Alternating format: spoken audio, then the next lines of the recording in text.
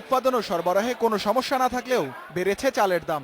কারওয়ান বাজারের পাইকারি দোকানে মিনিকেট বিক্রি হচ্ছে সর্বনিম্ন ৪৫ টাকা, নাজির শাল ৪৮ টাকা ও মোটা চাল ৩৫ টাকা। খুচরা দোকানে দাম আরও বেশি। বিক্রেতাদের অভিযোগ, সিন্ডিকেটের কারণে কমছে না চালের দাম। মোটা চালের দামটা একটু বাড়তি বেশি, আপনার এই যে বেশি আপনার টেন্ডার যাচ্ছে, রিলিফে যে চাউল দিচ্ছে। আমরা দেখছি যখন সিজন আসে তখন চালের দাম কমে, এখন দেখা যায় সিজনে চালের দাম কমে না। সিজনে মেলারা ধান কেনার জন্য পাগল হয়ে যায়, ধান কিনে রাখে, সারা বছরে ধান কিনে রাখে, তখন চালের দামটা বেশি থাকে। কোরবানির ঈদের মাত্র ১ মাস বাকি। এর প্রভাব পড়েছে গরুর মাংসের দামে। কেজিতে দাম বেড়েছে ১০ থেকে ২০ টাকা। তবে সরবরাহ ভালো থাকায় কমেছে দেশি মাছের দাম। কার্প জাতীয় মাছের দাম রয়েছে আগের মতোই।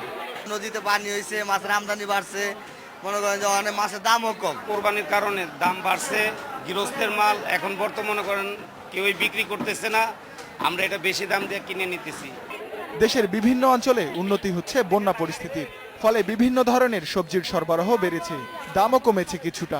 পেঁপে আগে বেচতাম আমরা ২০ টাকা, আমি বেচতেছি ১৫ টাকা, আর শসার দামটা একটু বেশি। ট্রান্সপোর্টেশন যদি আপনার সাথে সাথে নিয়ে আসা যায় তাইলে হয়তো একটু ভালো পাওয়া যায়। অনেক কিছু জিনিস আছে যে আমি ৩-৪ জায়গায় দেখতেছি সেম। এছাড়া তেল, ডাল, চিনি, রসুন ও পেঁয়াজের দামে তেমন পরিবর্তন নেই। Ruhul Amin, independent news, Dhaka.